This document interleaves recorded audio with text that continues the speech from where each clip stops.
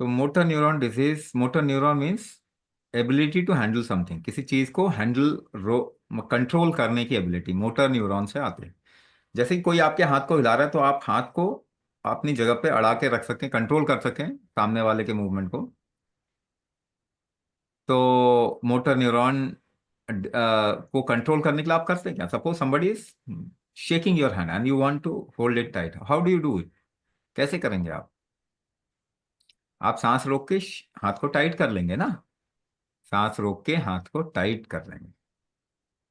तो आप कुंभक से ही तो कंट्रोल करते हैं। Without kumbhak can you control anything in your body? Hmm. आप कोई भी काम कर रहे हो, कंट्रोल करने की कोशिश कर रहे हो, तो you hold your breath and then control it. तो मोटर न्यूरॉन डिजीज के लिए तो कुंभक ही सोल्यूशन है ना, इसके अलावा तो सोल्यूशन ही नहीं। What capacity have you lost?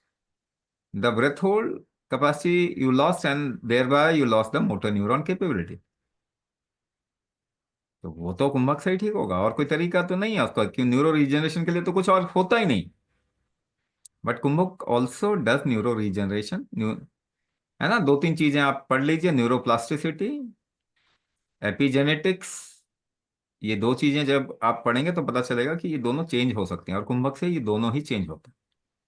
Neuro regeneration भी होता है, न्यूरोप्लास्टिसिटी भी होती है, और जेनेटिक जेनेटिक करेक्शन भी होता है कुंभक से। क्रोमोसोमल डिफेक्ट जो है कुंभक से ठीक होता है।